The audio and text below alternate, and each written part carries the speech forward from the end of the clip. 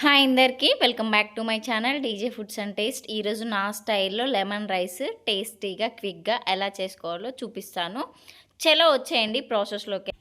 ఏమేమి కావాలో చూసుకుందాము. పల్లీలు, ఎండుమిర్చి, పచ్చిమిర్చి, జీడిపప్పు, కరివేపాకు, కొత్తిమీర, నిమ్మకాయలు, తాలింపు దినుసులు.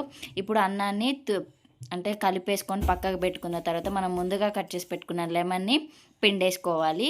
లెమన్ మొత్తం పిండేసినాక కొంచెం రుచికి సరిపడా సాల్ట్ వేసేసుకొని మొత్తాన్ని మంచిగా మిక్స్ చేసేసుకోవాలి. మిక్స్ చేసేసుకొని పక్కకు పెట్టేసి ఇప్పుడు గ్యాస్ మీద బ్యాండీ పెట్టుకొని బ్యాండీలోకి ఆయిల్ పోసుకొని ఆయిల్ హీట్ అయిన తర్వాత తాలింపు దినుసులు వేసుకొని ముందుగా కట్ చేసి పెట్టుకున్న పచ్చిమిర్చి, ఎండుమిర్చి వేసుకొని కొంచెం కలర్ చేంజ్ అయిన తర్వాత ఉల్లిపాయలు వేసుకొని ఇవి కూడా గోల్డెన్ బ్రౌన్ వచ్చిన తర్వాత కొన్ని పల్లీలు అనేది వేసుకోవాలి.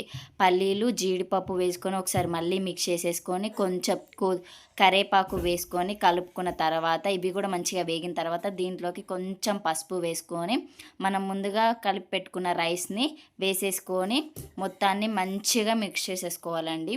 మొత్తం మంచిగా కలిసిపోయిన తర్వాత గుప్పెడు కొత్తిమీర వేసేసుకొని మంచిగా ఒకసారి మళ్ళీ మిక్స్ చేసుకుంటే టేస్టీ లెమన్ రైస్ అయితే రెడీ అండి. ఈ వీడియో నచ్చినట్లయితే లైక్ చేయండి. కొత్తగా నా ఛానల్ చూస్తే సబ్స్క్రైబ్ చేసుకోండి.